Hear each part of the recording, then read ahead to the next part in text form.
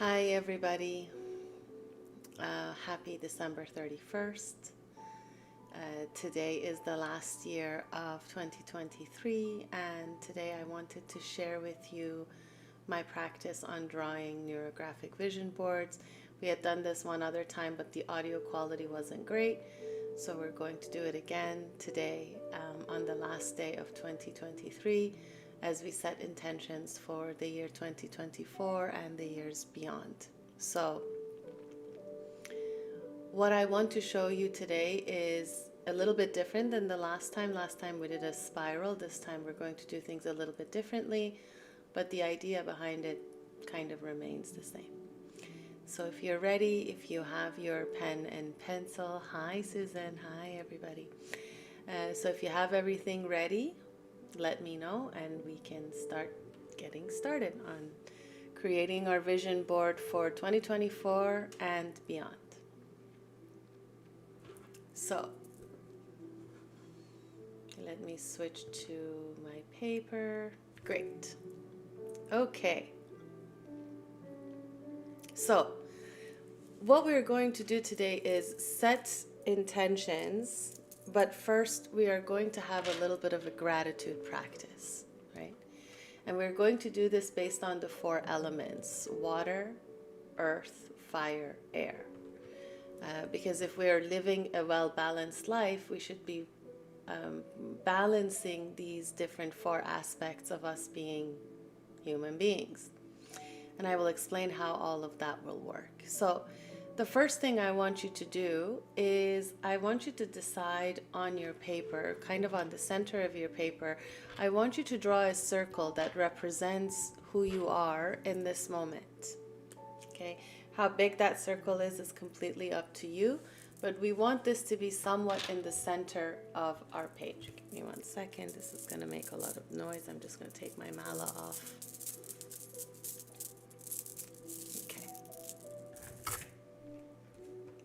So the first thing we're going to do is draw a circle in the center of our page that represents who we are in this moment. So I'm just going to feel around on my paper, and then when I feel confident enough, I'm going to put my pen down and I'm going to draw my circle.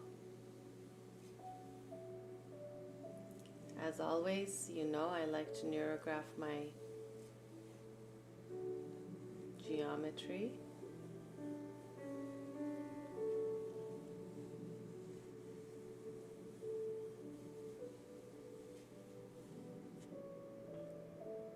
Okay. Now, once you have the circle, what I want you to do is divide it into 4 equal quadrants first. Okay. So we're going to draw a line kind of from the center of the circle.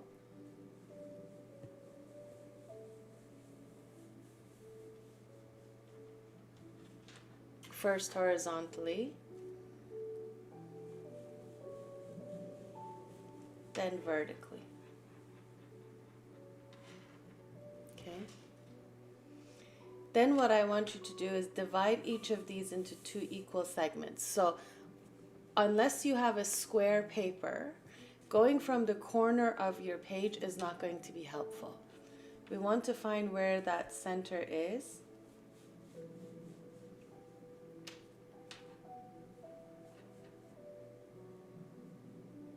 And draw these lines based on that. They don't have to be exact. Okay. Now, what we are doing with these lines is we're expanding our energy from the center of who we are into beyond ourselves and into the future. So what I'm going to do is I'm going to put an arrow tip on all of the ends of all of these lines, meaning this energy is going to move beyond me into the future. Okay? Now, once you have that, I want you to divide the main four quadrants, so each quarter, so 2 slices per, into 4 different elements. The elements are going to be earth, fire, air, water. So what I want you to decide is which quadrant is which of these elements. Let's start with the element of earth. I want you to decide which of these 4 quadrants is your earth element, and I want you to write it down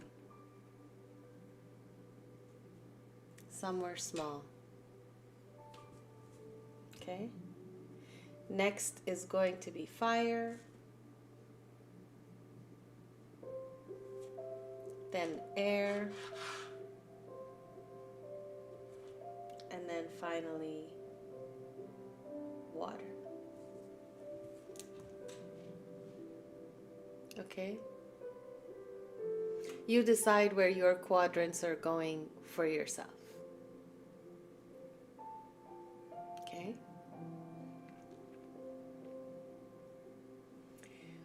Now, once you have these 4 quadrants, I'm going to tell you what each slice is going to be in each element. Each element is going to have 2 slices that are going to stand for 2 different things within the same element. Hello, hello. Okay? So, let's start with earth. The element of earth in our life represents everything physical. It represents everything that we are and everything that we physically accomplish. So in your earth bubble, next to your circle, we're going to have 2 sections. One is going to be called health. One is going to be called wealth. You decide within your earth quadrant which one of these 2 is health, which one of them is wealth. And once you have decided that, I want you to write it above the circle. So that's my health.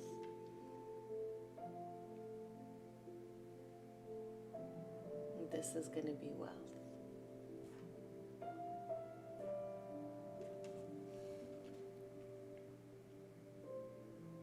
Okay. Next, let's go to our air element, whichever your quadrant for air is. And in air, we're going to have 2 different aspects. One is your sense of freedom and curiosity towards life. So within your air, decide which one is your freedom bubble. And then the next one is your relationships.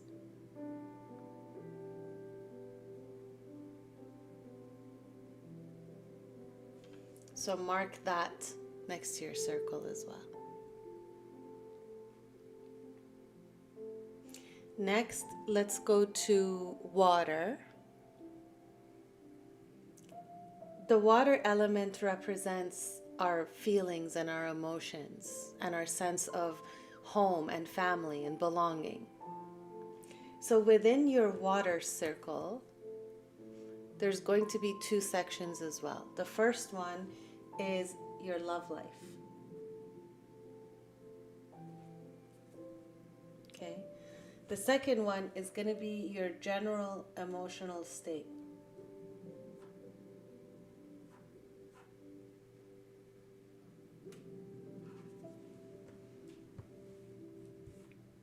Okay. And then the very last one is going to be fire. And in fire, you have 2 different aspects as well. One is the fire represents, the fire element in our life represents things that bring us excitement, the things that you want. It's your wants, it's your desires, it's your level of excitement for life. Okay? So one of these circles is going to be called desire or excitement, whichever you want. Whichever makes more sense to you. And the second aspect of our fire element is the neurons that fire in our body when we want to take an action. The things that makes your muscles move is the fire that is being transported through your neurons. So the last pie that we're going to put is your creation. What are you creating? What are you acting towards in order to create in your life?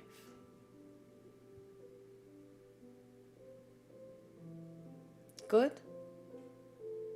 So altogether we have 8 sections of health, wealth, relationships, freedom, emotional state, love, creativity, and desire and excitement.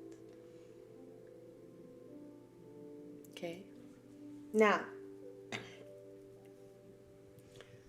let's start our gratitude practice first. Let's pick one of these pies. It doesn't matter which. If you guys want to give me a suggestion, for those of you who are live with me, you're more than welcome to do so. If you want to start with a specific pie, let me know. If not, I will pick one and we'll move along with it.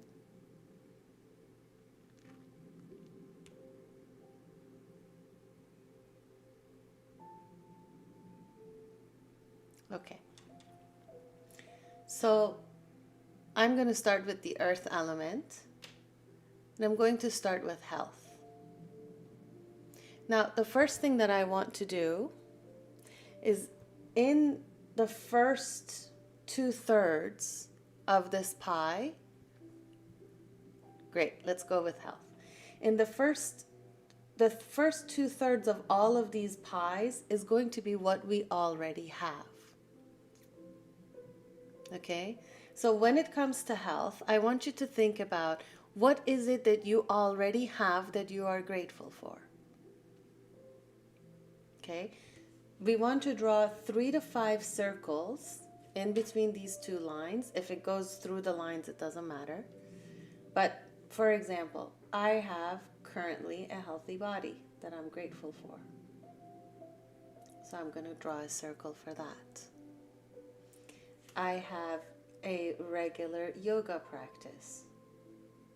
Well, relatively regular. So I'm going to draw a circle for that. I have a meditation practice.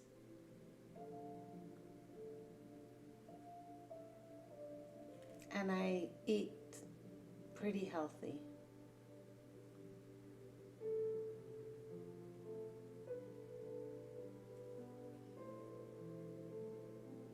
Okay. These circles can be intertwined, they can overlap, they can sit on top of each other. It really doesn't matter. What matters is, what do these circles mean to you? Okay? Now, once you have this, which is what you have currently that you're grateful for, the next step is to think about, when it comes to your health, what are your goals for the upcoming year? Between 2020, January 1st to December 31st, 2024, what are some of your health goals? Okay. So, for example, for me, one of my goals is to make my somewhat regular yoga practice into an actual daily practice. So I'm going to draw a circle for that.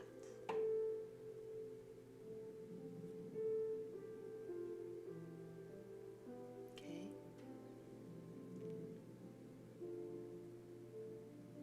I would like to not only do my meditation practice, but also teach it. So have a community, build a community around health and physical health and mental health. I'm going to draw a circle for that.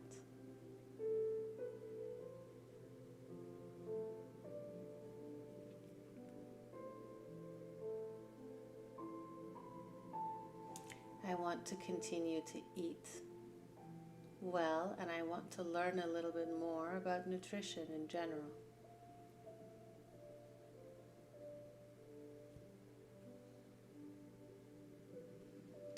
So again, 3 to 5 circles depending on what your goals are.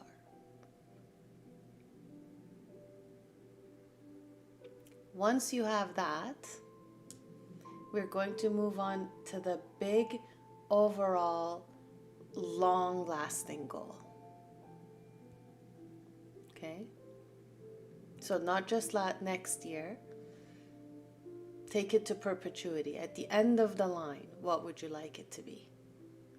When it comes to my health, I would like to age like Jane Fonda. I would like to age healthy. I would like for my body to retain its mobility and all of that. So I'm going to make that my big goal, and that's going to get the biggest circle.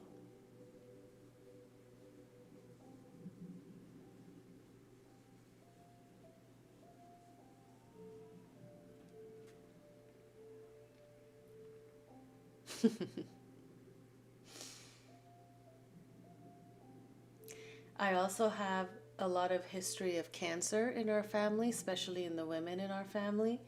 So a smaller goal for future is for me to live cancer-free.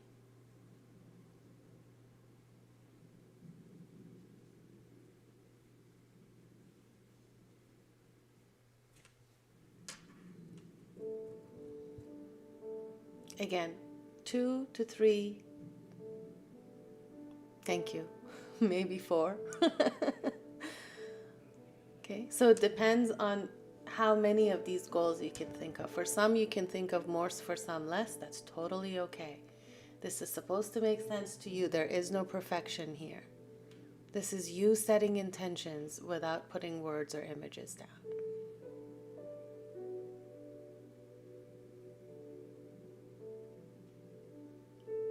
Good?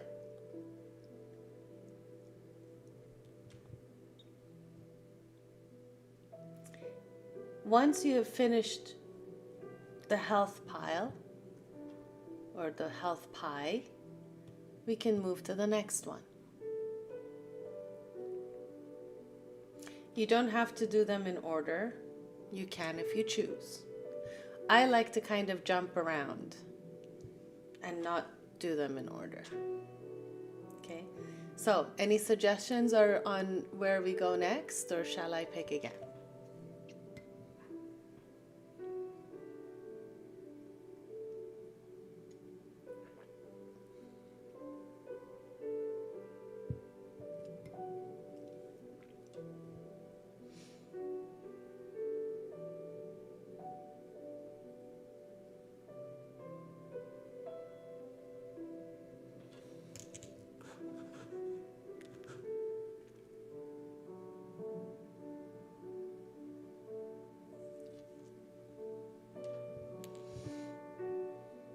Your brain is freezing about goals in general?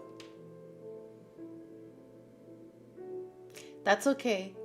Even if you do just the gratitude part of it, I'm sure you can think of some goals at least for 2024. If not, even if you just do the gratitude section of it is fine.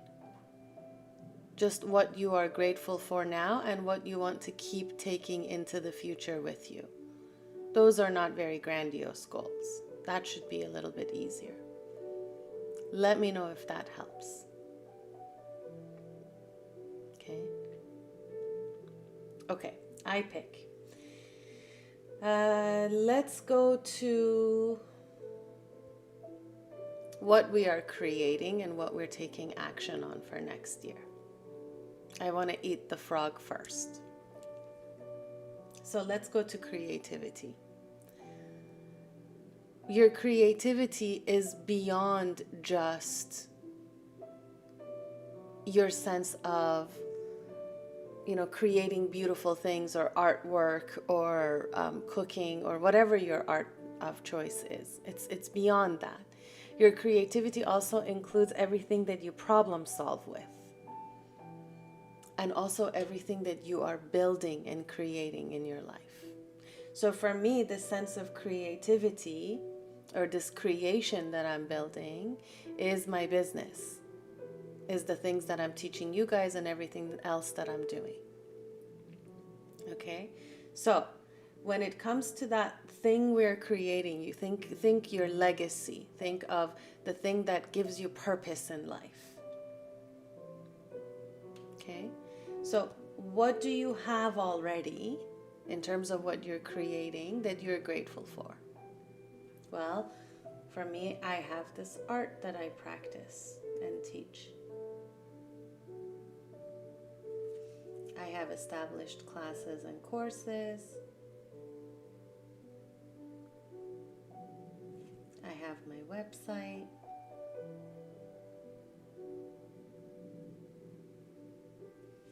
I have a community that we're starting to build and grow.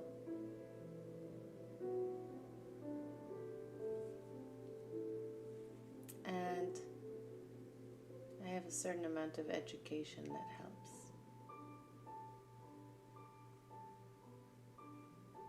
And of course, I have a plan.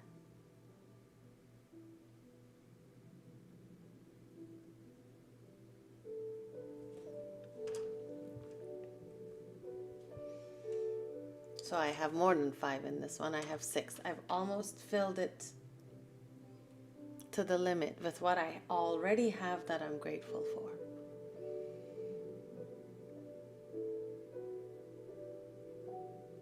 So my gratitude practice with this one has filled up my current pie.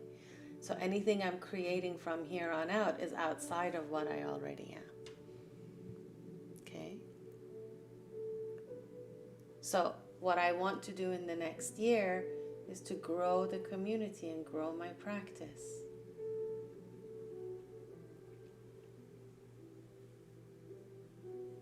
I want to create more compositions and share it with you guys.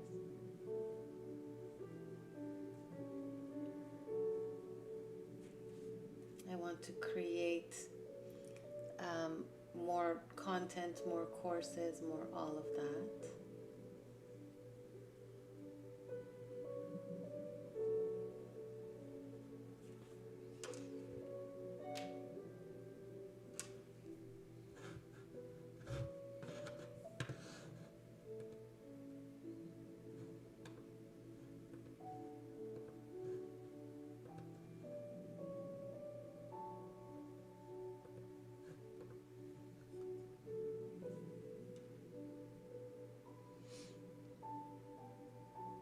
Good.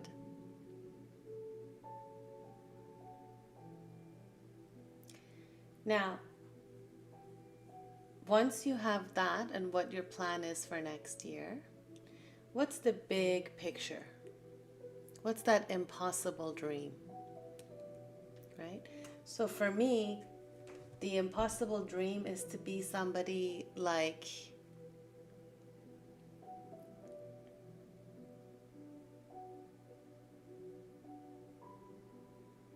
honey,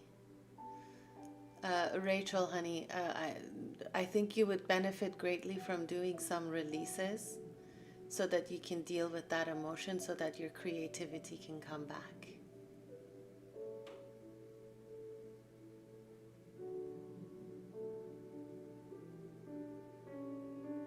You are having a hard time connecting to your emotions and having anything but grief come through right now. But that's okay.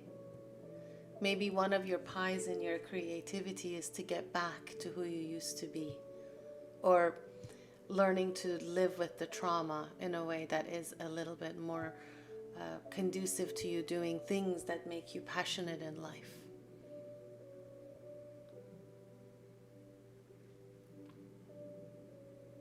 The idea is not to force yourself into anything. The idea is to be in observance, and that's it. So there's no judgment here. There's no perfection here. There's no goal to strive for.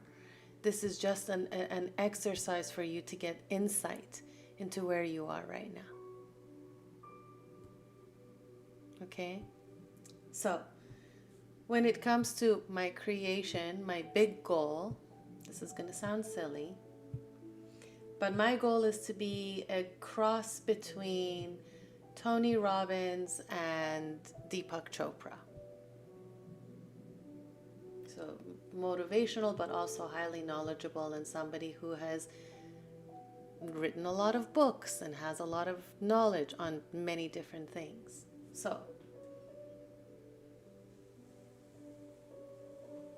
that's my big impossible dream for what I'm creating.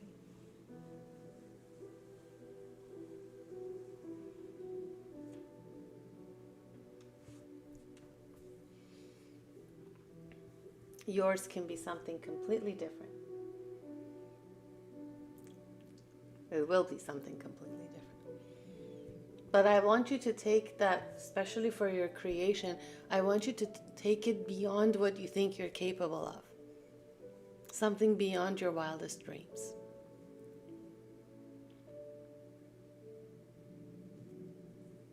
Okay?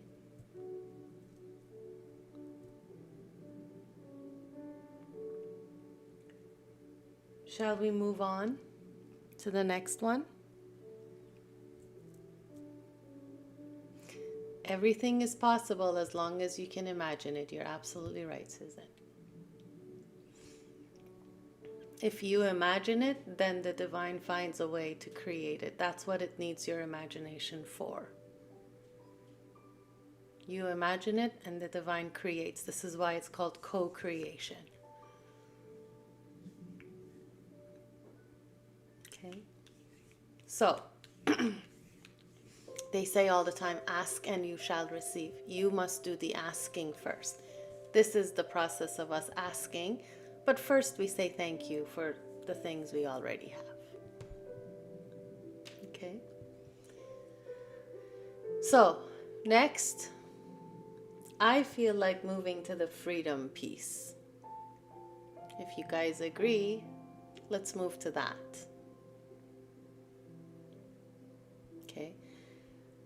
One of the manifestations of the air element in our life is our ability to use our logic to make our life better. And the way that we do that is by learning about new things, is this process of being curious. And when I say freedom, I mean freedom from judgment, freedom from what other people think,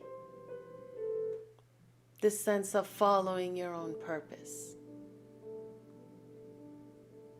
Okay, freedom to choose what you want and giving yourself that freedom.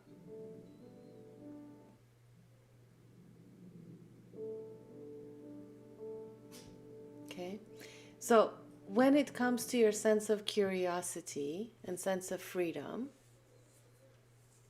let's think about what is it that you already have.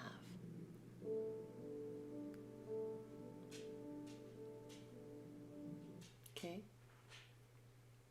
So for me, I love learning. I love being curious. I'm learning new things all the time. Okay.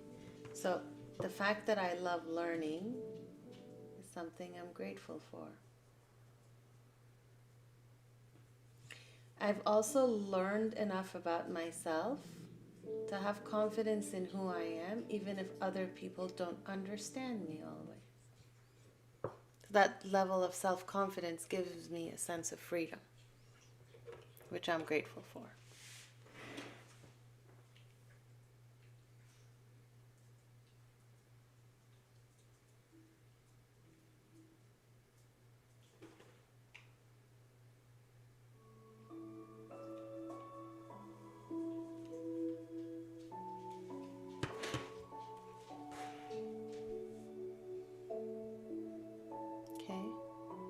I also have a pretty strong support system in my family and friends, in some of my family and some of my friends. In terms of being curious, I have a place where I don't feel judged. I can be who I am.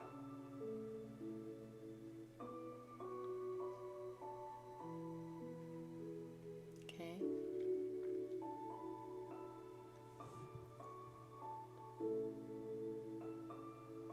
Now, for the next year, what are your goals? Once you have your 3 to 5, what are your goals for next year? One of my goals is to continue learning and to get my yoga teacher certificate. That's one.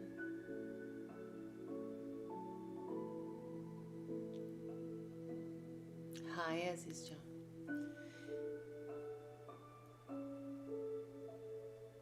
I also want to be able to teach, because to me, one of the best ways to learn, I know I have learned something once I'm able to teach it.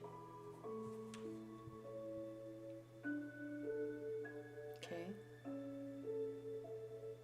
Oh, another thing that I'm grateful for is I know my natal chart pretty well, so I know who I am and how I'm built. And because of that, I don't judge myself and I don't let other people judge me. It's okay to be different. That's another thing in the other section. Okay. I also want to create a life in the upcoming year where I feel like I have the freedom to dedicate my time and my life to the things that bring me joy and expand my horizons.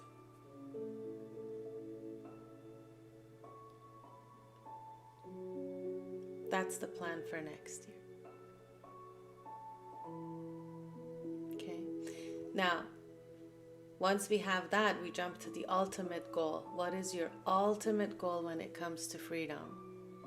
I think most of us have the same kind of goal, which is to have the kind of financial security and social security to live every day as we choose.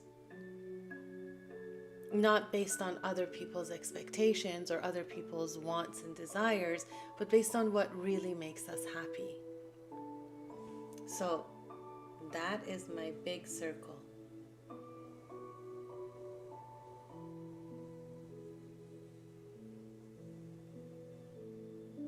To have the freedom to wake up every day and decide that day, what is it that I'm going to do? And not be bound by expectations, duties, so on and so forth.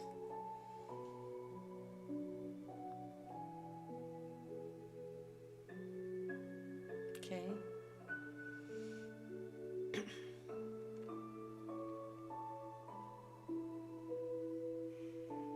Once we have that, I feel like I want to go across and finish the fire sign.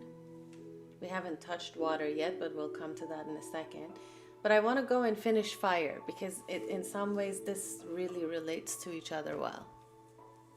Okay, so the next thing I want you to think about is what are the things in your life that make you excited to be alive? What makes you happy in life?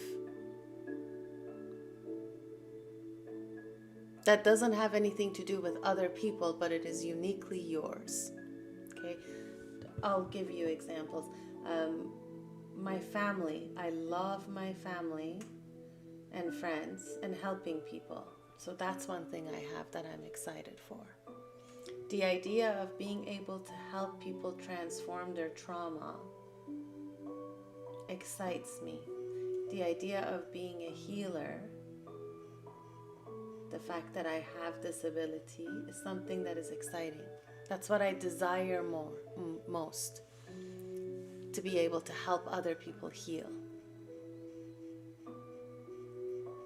That's what gets me out of bed every morning. What makes me excited is to work towards peace and understanding between all the people around me, the people I know and the people I don't know. Living a heart-centered life.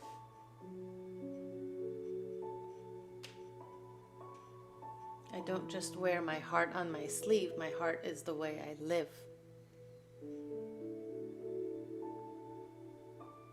Okay?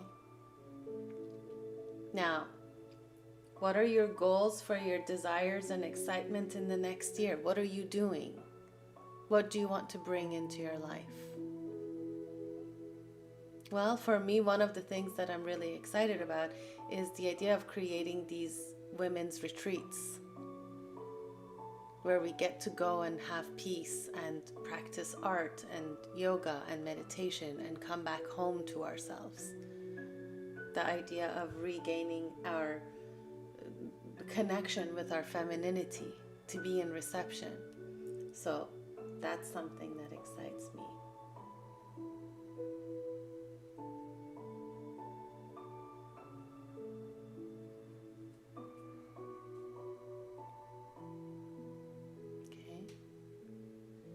Some of these things are going to repeat again. Another thing is I'm getting my yoga teacher certification and all the knowledge that goes along with that, and a new perspective on life and practice towards life.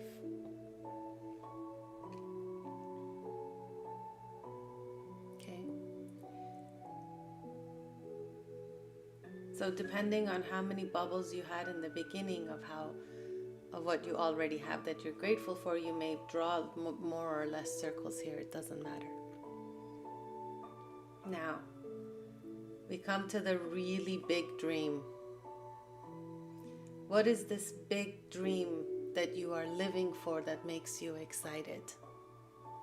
Mine is my retirement plan.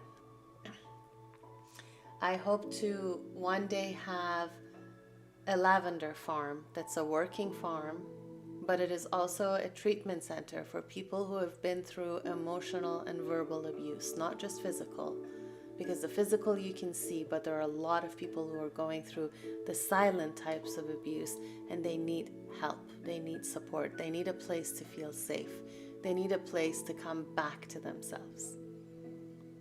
And my biggest desire, my biggest want in life is to create this space for them, to give them what I didn't have when I was coming out of my situation.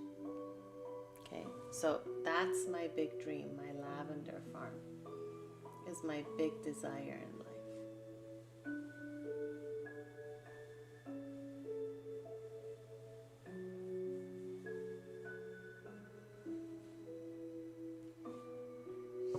Thank you, Rachel.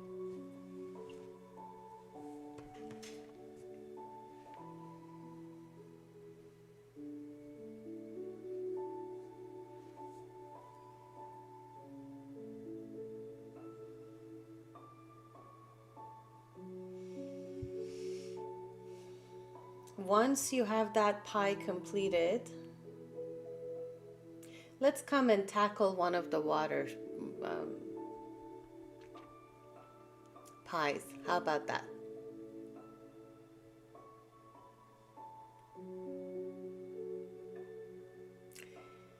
Let's go to emotional state.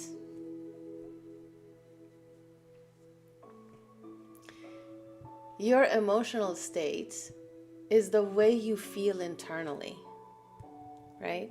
So things like, how much peace do you feel? How much anxiety do you have?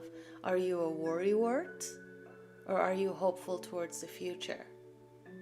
How often do you find yourself on the lower end frequency emotions, sadness, grief, anger, resentment, fear, doubt, all of that?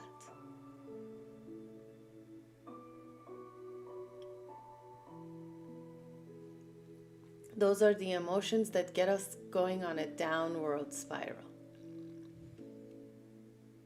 Okay, so the less of those we have, the better we feel.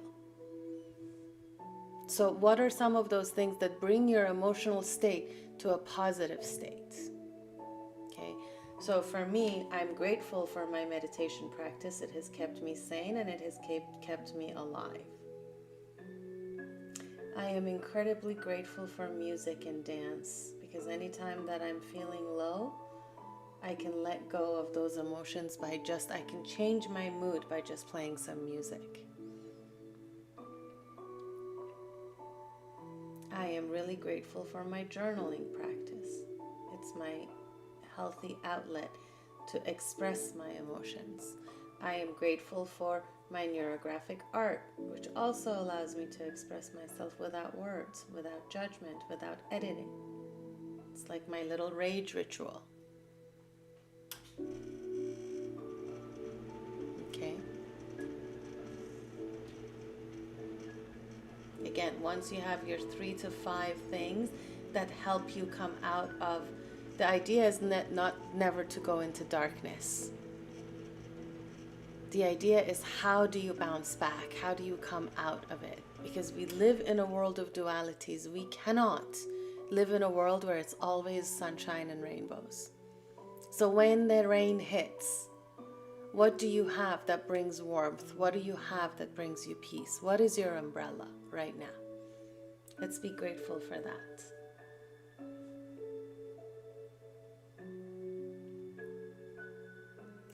Much like Rachel, this year I lost a really dear friend. Someone who was really, really close to me.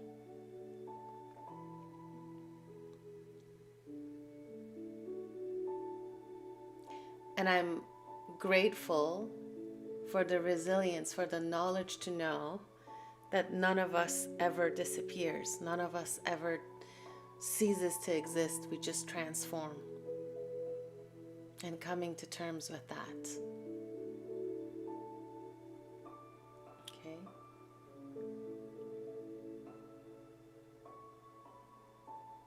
Now, when it comes to the next year, what are your goals in terms of improving your emotional state? The things that you are unhappy, I ask you to think about all the things you're happy with. And I'm sure as you're doing that, all of the things you're unhappy with will also pop up. So what do we want to do? Thank you, honey. Same to you. So what do we want to do in the next year to increase the positive emotional state that we experience? Well, for me, it's a couple of things. One of the things that brings me a lot of stress right now is my relationship situation. I need that to be finished. I've been separated from my ex for 2.5 years now. I need the divorce to be finalized. That will bring me peace. That will bring me certainty. So that's one of my main goals going into 2024, is to finish this legal battle I'm in. Because that definitely brings my emotional state down.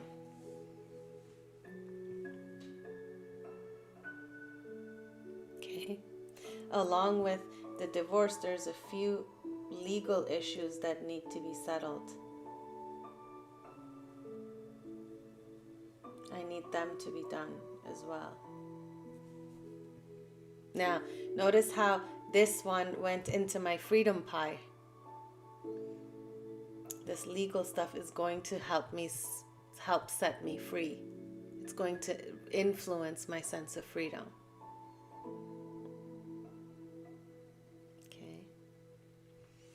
I also want to expand my meditation practice.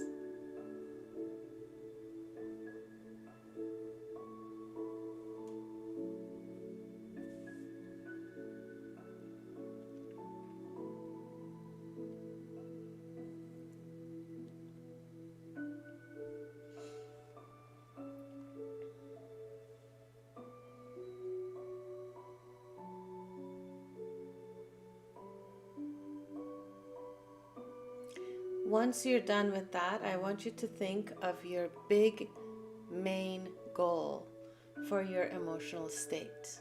How do you want to achieve the highest emotional state, and what does that look like to you? What does it mean to you?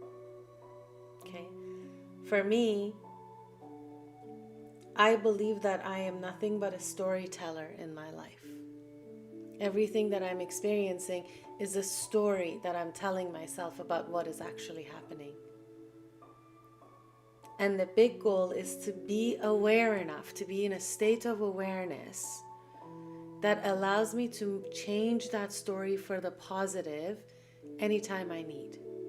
To change my perspective, to see the silver lining in the darkest of clouds. So having a practice and an awareness that stays in the moments of challenge, of toughness. I want to be learned with that. I want to have practice with it.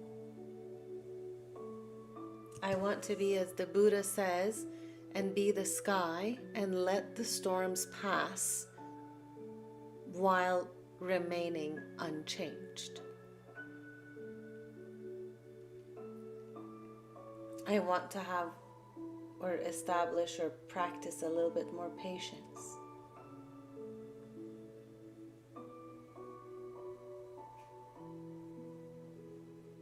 And understanding.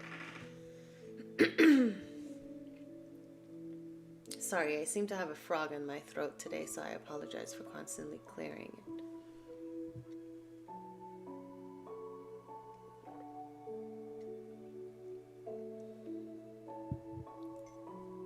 Okay. So now all we have are 3 pies left: wealth, relationships, and love.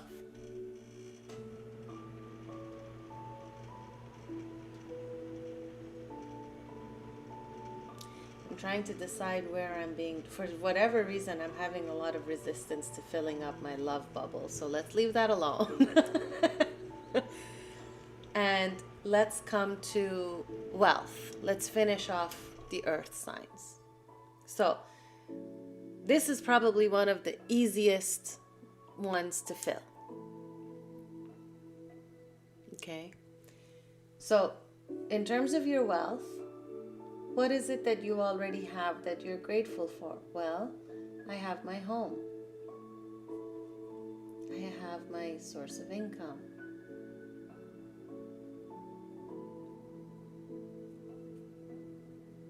I have some of the possessions I have gathered throughout the years that are very dear to me. Not that they have monetary value, but they're mine and I love them. Okay. I have established some business relationships which help my wealth in the long run.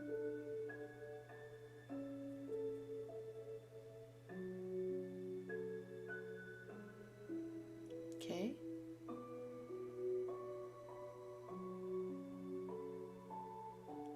Now, when it comes to your wealth, what do you want to do in the next year? What are your grand plans for the year that's coming? Well, for me, one of them is to gain clarity on my financial situation given all the legal things that I'm going through.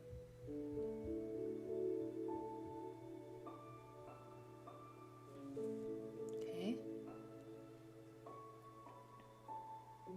Apparently, this is somewhat of a long goal because it became oblong and it became an egg. It's an eggy intention. Okay. If there is a specific, I'm not going to say my number out loud, but if there's a specific number you want to see in your bank account as of the December 31st, 2024, turn that into a circle. If you want, write the number in it.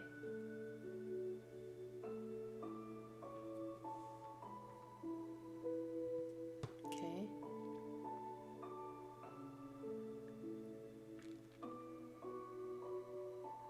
I also want to put myself in a position in the next year to hopefully buy my first home. My home. Not one that I share with other people. Okay. I want to continue to invest in my business.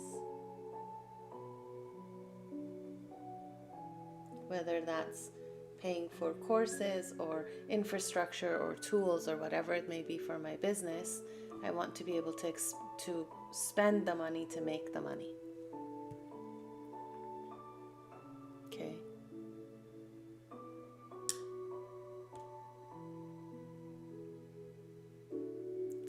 And then, finally, when it comes to your wealth, What is the big impossible dream? I would like to be Oprah Winfrey rich.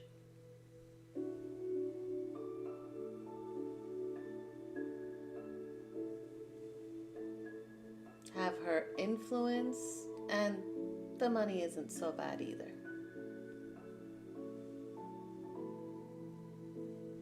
I don't necessarily want to be somebody like Elon Musk or Jeff Bezos because, well, there's a saying in my language that says he with the bigger roof has more snow to plow. So Oprah is just fine with me. I think that's good enough in terms of generational wealth. That's the main goal for me, to accumulate generational wealth that I can pass down to future generations. Never mind that I don't have kids. But I do have a nephew.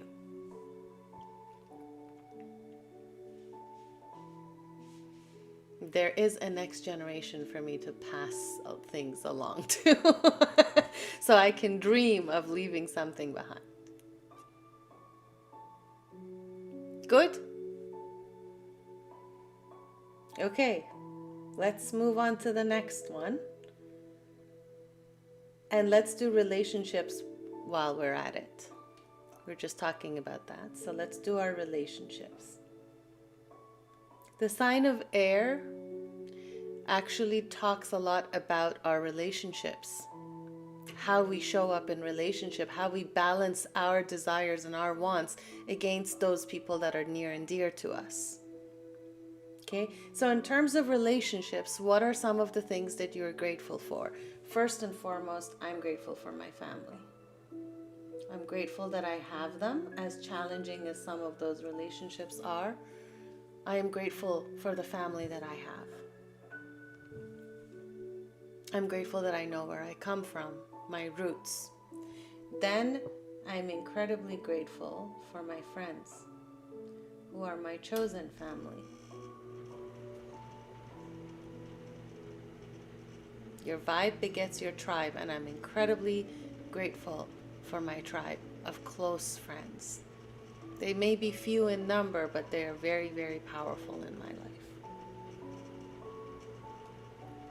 Next, I'm grateful for the communities that I have that are virtual. Now, there may not be people IRL, but there are people in my life that I've gotten to know through my classes, through social media, through TikTok, through Clubhouse. I have established some really, really meaningful relationships with people I've never met. Well, I have met them, but I haven't met them face to face or physically, let's say. I've done a lot of FaceTime and Zooms and this, that, and the other with them. I feel like I know them. So I'm grateful for that. I'm grateful for the relationships that I have with my clients and my students. They definitely fulfill me very, very much.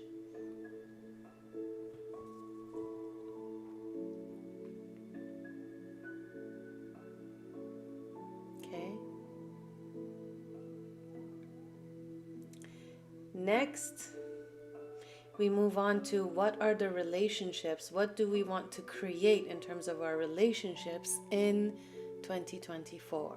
Well, one of my biggest goals is to bring some peace to some of the more turbulent relationships in my life, such as the one I have with my parents. I am not the only person in this world with mommy and daddy issues, and I got both. I got mommy issues and I got daddy issues. And I would like to bring some peace to that. I would like to expand my friend circle.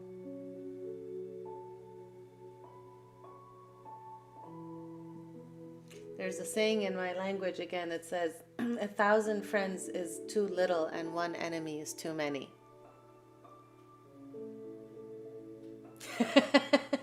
Yes, that's a good point, Rachel. You can turn off your virtual friends. Although I'm pretty good at cocooning physically, like even with the people who are around me.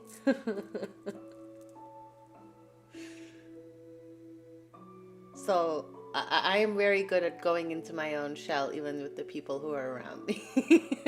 That they don't need to be virtual to be cut off and shut off. Okay. I would also like to have a little bit more courage to maybe show up on social media a little bit more so I can establish more relationships.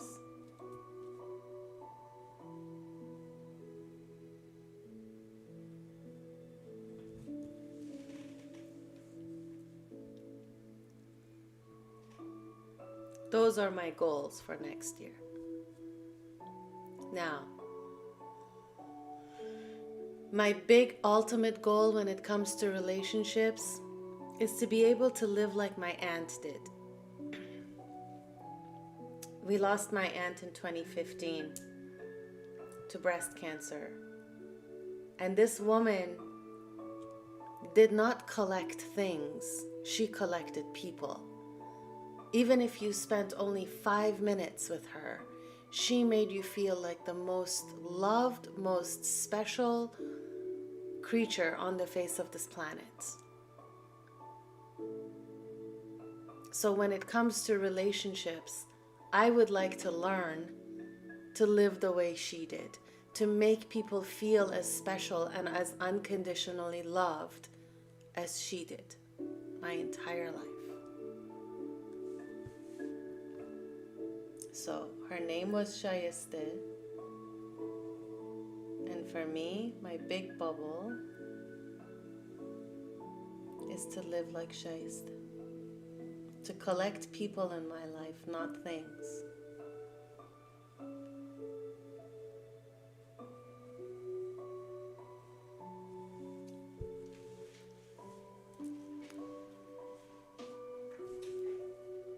Okay.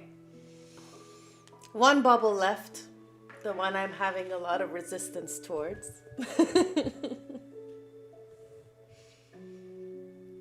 And that's our love bubble. This one has to do with your romantic relationship status as opposed to general relationships, work relationships, familial relationships, friends, whoever. Now we come to our love life. Okay. First thing is we want to be grateful for what we already have. If you have your romantic partner with you, fantastic. That's the first bubble that goes down. For me, I'm in a transition period. So the first thing I'm going to put down is all the people that I have loved and lost. Because that allows me to know that I have the ability to love. I'm grateful for all the lessons I have learned in romantic relationships that were not successful thus far.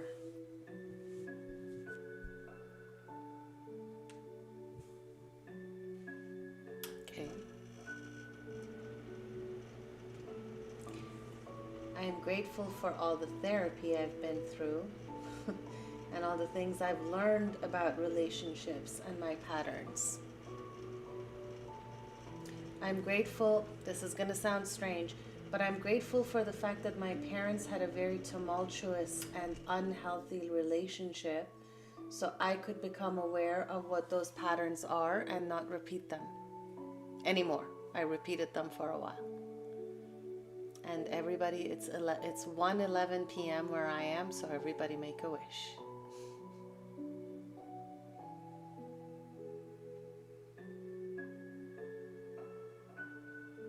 I wish that everything I'm putting on this paper come to pass. Okay, so in the upcoming year, what are your goals in love? Are you trying to find one? Are you trying to make the one you have better? Are you trying to expand what is already there, or just keep it going and maintaining it? Thank you. Thank you, honey. So, my goal next year, when it comes to love, is to be courageous enough to be open to it again. My goal is to have an open heart and an open mind.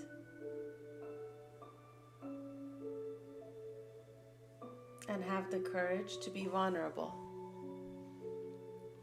My goal is to get out of my bubble a little bit and see and be seen by other people.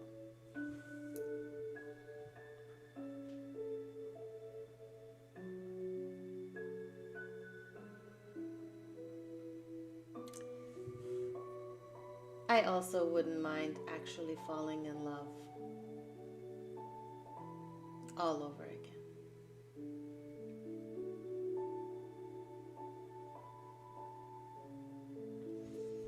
Just because my relationships thus far have not worked out, it does not by any means mean that they are not going to work out in the future. Every time I've learned something new, every time I have experienced something different, and that allows me to have a different perspective and a better chance at success. Love is like everything else. If we want to, practice makes perfect. This expectation that the first time we do something is going to be Olympic level gold medal is unrealistic. And so if I have been defeated in love before, it's okay. It's totally okay. Because every one of those was a lesson in what I don't want, in how I don't want to act, and how I don't want other people around me to react. Okay? So I would like to be courageous enough to put myself out there. I can't tell you for certain that I am. I am a hopeless romantic and then highly dubious. So, we shall have this conversation again next year on December 31st and see how we did. But for now, this is the plan. My plan is to have an open heart and an open mind. Now, the big goal when it comes to love. My big impossible goal when it comes to love is to have the family I never had. I'm getting up in age. I am not a spring chicken anymore, so the chances of me actually having a family are dwindling by the day. Nevertheless, my one big dream is to one day have the family that I didn't have growing up. To have kids to love as I wanted to be loved as a child. I don't know if it's gonna happen or not, but there it is. For some people, this seems really rudimentary, especially if you already have your family. But for me, this is still the big love dream. Okay? We have filled our entire paper.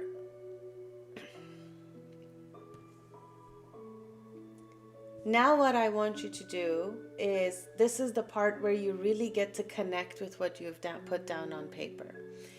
If you have done what I have done and you have neurographed your circles, there is some rounding for you to do. This is one of those compositions where you don't actually have to go in and round everything. But the more rounding you do, the more you program all of these things we just talked about into your subconscious mind. And the part of you that speaks to the universe is not your conscious mind. We don't attract to ourselves that which we want. We attract to ourselves that which we are. So the reason that I like to spend some time rounding this work together is because I really want this to make an impression in my subconscious mind. Even when I'm asleep, I want my subconscious mind to remember my goals, to remember how I felt in this moment. So I'm just going to give us all some quiet time to start rounding any intersections, any connections, anything that you feel like needs to be rounded. In the meantime, if you have any questions, don't hesitate to ask. If there's any questions, if there's any doubts, if there's anything you want to talk about, this is the time to do it as we round. But for the next at least 20 minutes to half an hour, we'll see how quickly I get through rounding all of this. We're just going to sit and round all the intersections. Good? Let's do it.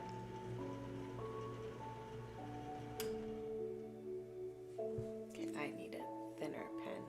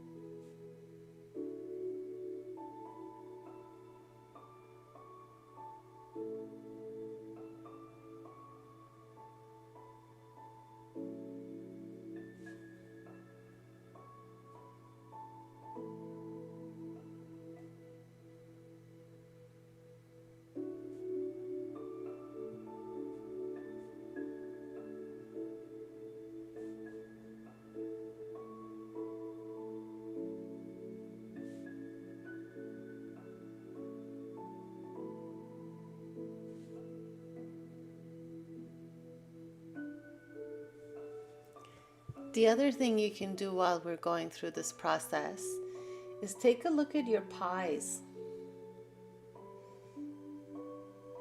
What is nestled between what? For example, my wealth is nestled between health and relationships. So subconsciously, what is going to bring me wealth is something that is going to involve my health and my relationships.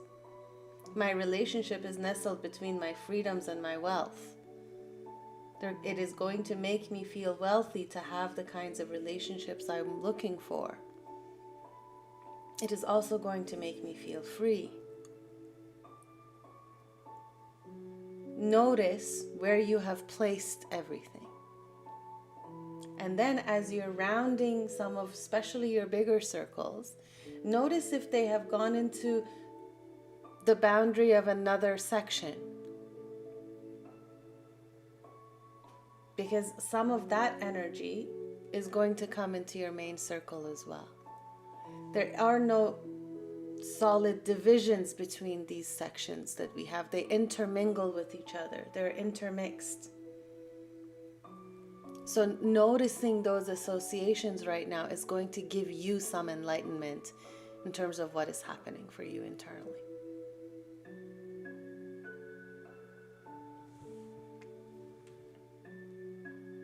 And as you spend some time rounding, see if you can remember what all of these circles you put down were for. And as you're rounding them, allow your mind to really settle on that intention. See if you can feel the sensations in your body that go along with that intention and the fulfillment of it. It doesn't matter if you don't remember what some of these circles were for, or which one was exactly what, because your subconscious will remember, and that's good enough. So all I want is for you to be present while we program all of these intentions into your subconscious mind.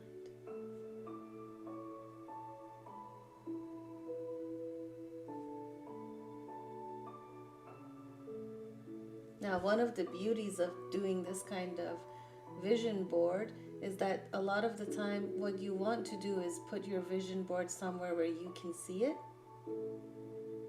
But when you do this with a regular vision board with words and images, other people can very easily look at that and see what your intentions were.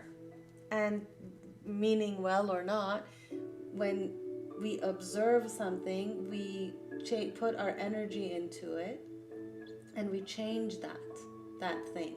So with this neurographic vision board, even if you were to put this in a very public place, nobody could understand what these circles represent other than you.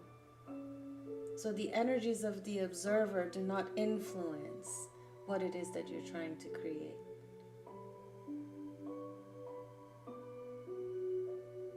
I do one of these every 3 months. I do them on solstices and equinoxes usually.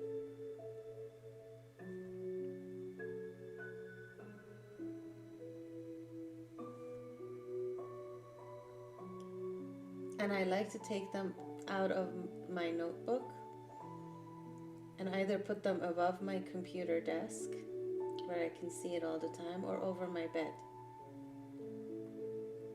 so that even as I'm sleeping, the energy of this neurographic vision board is with me and it's emanating from it, and my subconscious mind can remember it all the time with just a glance, even if I'm not aware of it.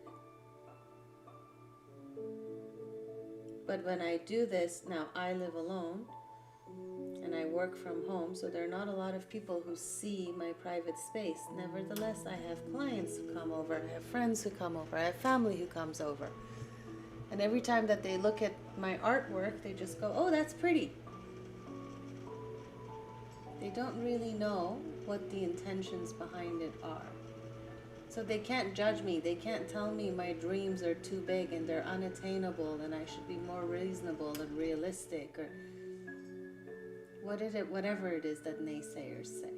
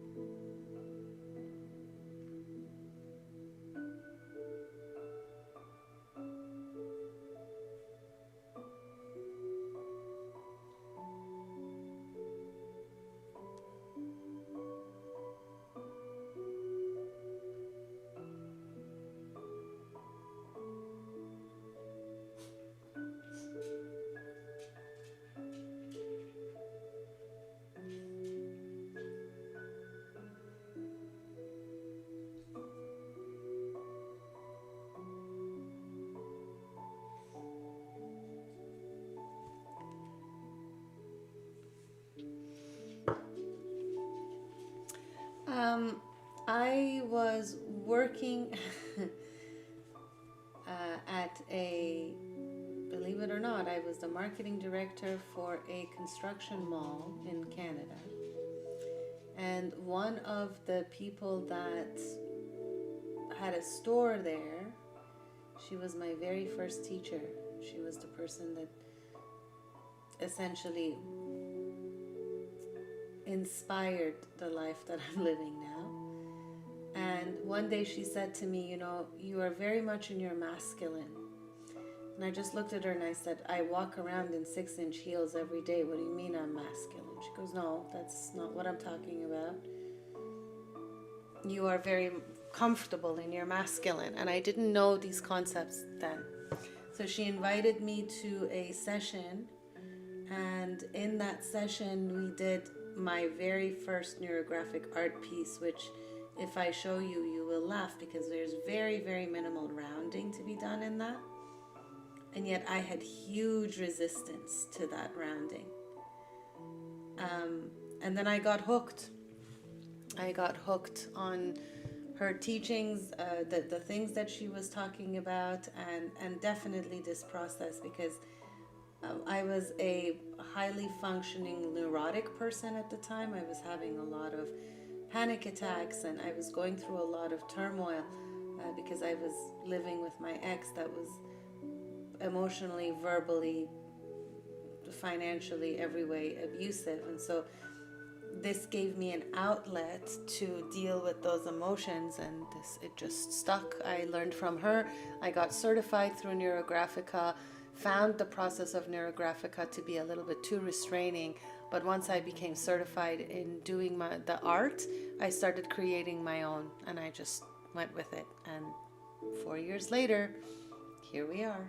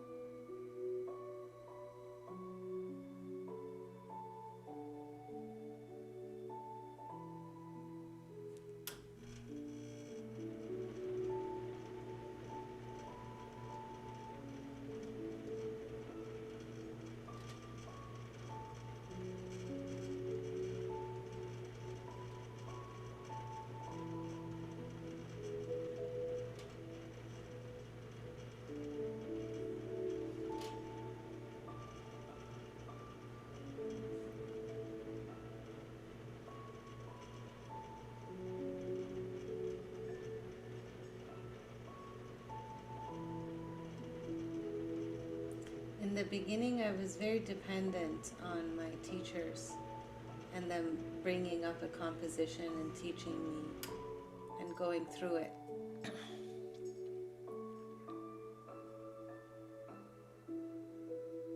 Oh, amazing.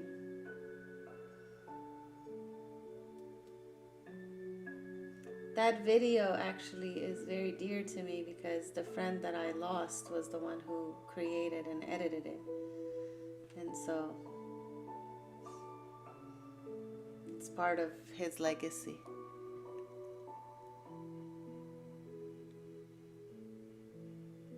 Yeah, for sure. Well, with pain, the thing with pain, especially physical pain, is that it doesn't just affect your physical state. It also affects your mental state. And when you do releases like this, it at the very least releases some of your mental and emotional capacity to tolerate the physical pain. A lot of the times, the diseases that involve chronic pain, unless there's like physical nerve damage or things like that, a lot of the time they're psychosomatic. There's something going on in the psyche that is presenting physically. And if you don't have access to good therapy, it's very difficult to unlock that. So this method gives you a way of expressing things that sometimes you don't even know what it is that you're expressing.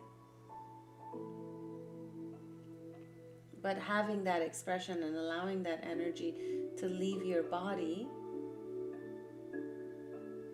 opens you up for different kinds of experiences, and it really gives you more patience, and it gives you a different outlook on life. I have found that ever since I started doing this art form, I have become a lot softer. I have a lot more capacity. I have a lot more patience, especially for people that are like my pets, my personal emotional trainers. The people who trigger me the most, I used to snap at them a lot. Now I don't anymore. And part of the reason for that is because I've learned that I can come onto my page and release and have that conversation that I would have with them in real life on that piece of paper, and bring harmony and peace to it, and then have the conversation with them. And then the conversation goes a lot more smoothly because I have more capacity. I am at peace with this. I'm not being triggered and telling them to remove their foot or their hand or whatever off of my trigger, if they pretty please. I have found a way to deal with my internal triggers without bleeding on other people, and in the process creating sometimes pleasing artwork.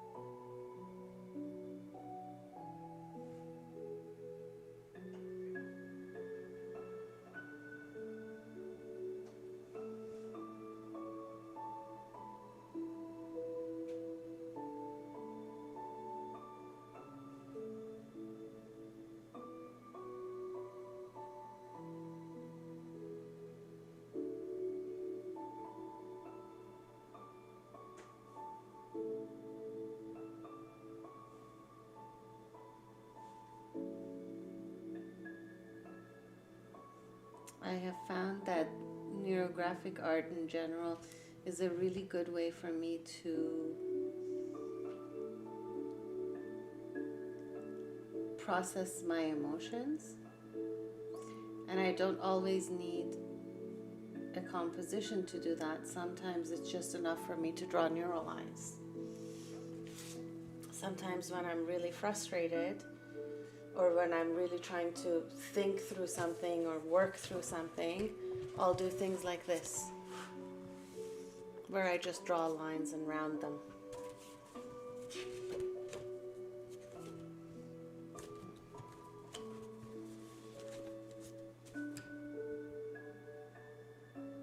Right? So it doesn't always have to be a full-on composition. Can be, that's a release, but it doesn't always have to be.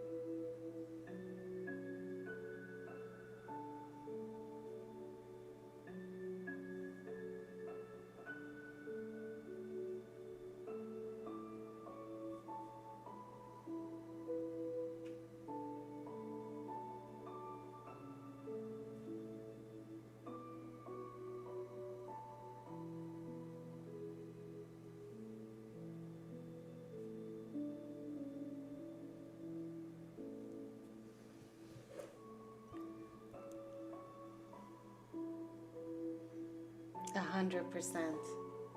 When you give your hand something to do, doodling becomes naturally to us, and it's calming, especially when we keep drawing circles. Circles have no beginning and no end, and psychologically speaking, we find them very calming and reassuring.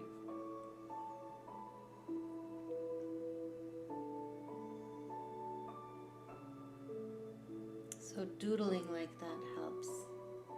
When you do it with neurographic lines, it complicates your rounding a bit.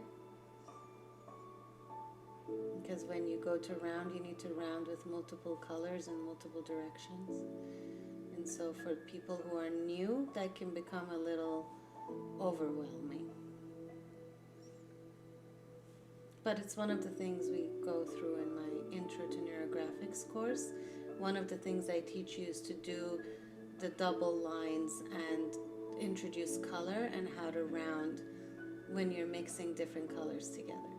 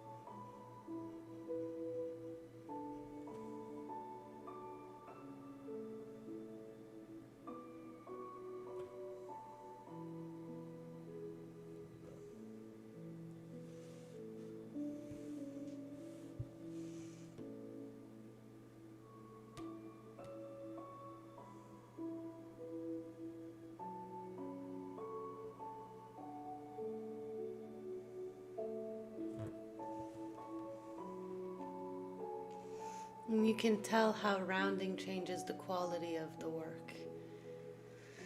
If you're following along, you can see the difference between the sections I have rounded and I have not.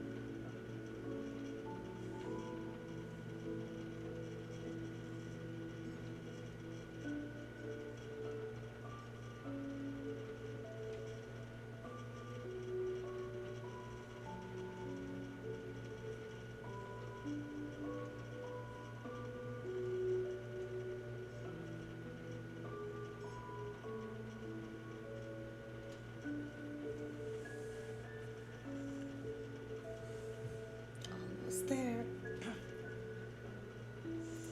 We are almost finished with rounding.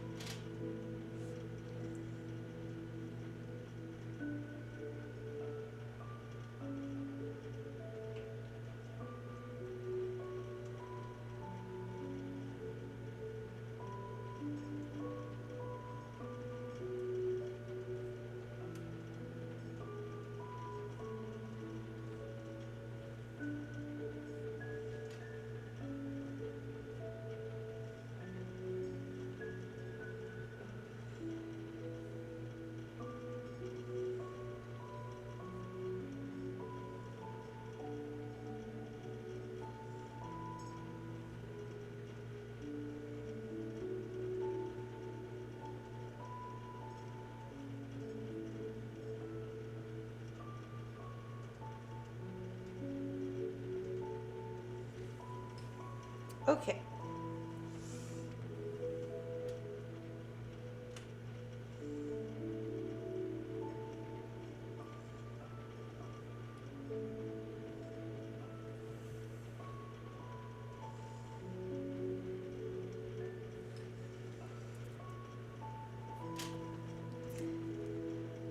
You may not take as long to round as I did. That's totally okay. You may not round at all.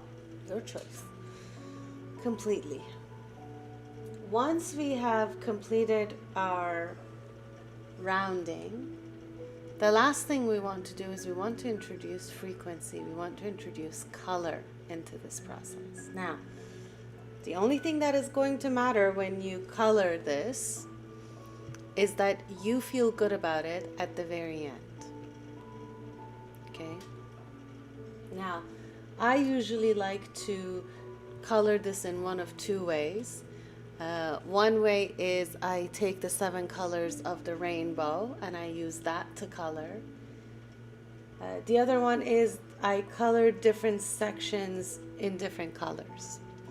Today I want to do that. I'm going to actually use my color to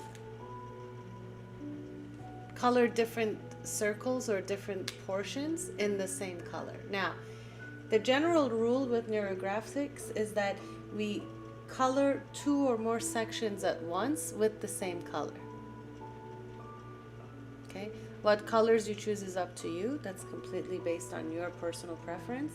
But we're going to use 2 or more colors in the same, or 2 or more sections in the same color. So, if I'm coloring,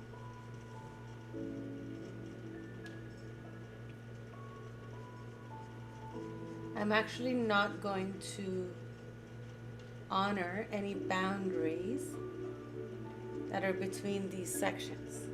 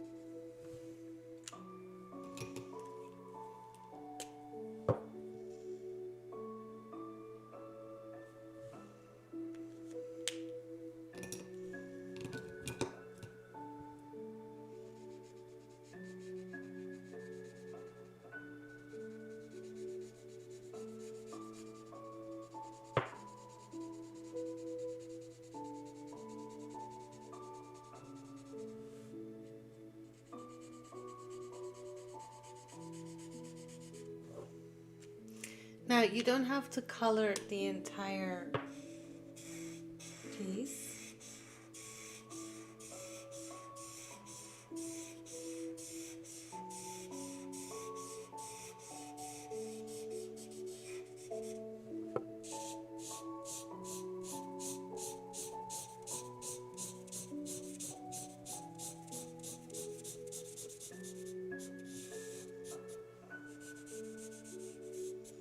You can leave a portion of it white.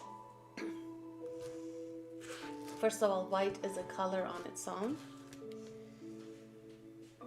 And second, when you don't color everything, you actually leave some room for the divine to come in and bring in the energies that need to come to you without you dictating terms.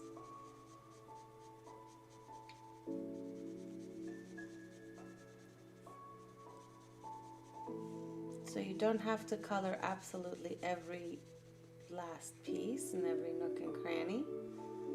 Just color enough until you feel satisfied that your work has energy.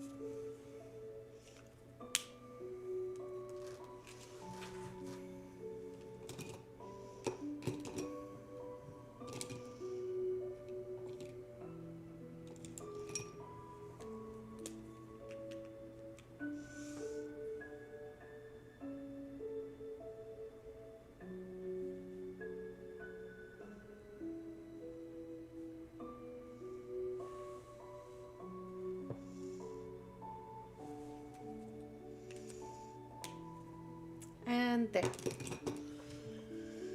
Once you have your neurographic vision board colored to the color that you want and to the amount that you want, you are all done.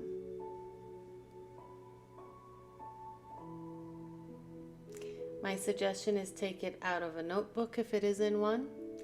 Leave this somewhere that you can see all the time, and let it just remind your subconscious mind what it is that you really want. So with that, I wish you guys all a very, very happy New Year's Eve. I hope you enjoy your night tonight. This year coming up has a numerology of 8, which means it's a multiplying year. And whatever energies you enter the year with are going to get multiplied throughout the next 12 months. So I wish you a very peaceful, happy, joyful, enlightened, and passionate New Year's Eve. And may your year coming up be nothing but. And I look forward to seeing you guys next year in the lives, in the journeys, the live journeys that we're doing on Zoom, which will be the last time that I'm running them, or in the Go at Your Own Pace courses. I look forward to sharing this journey with you guys. Thank you, Rachel, for joining me. Happy New Year, everybody, and I will see you on the other side of the year. See you all in 2024. Have a peaceful day, everybody. Thank you.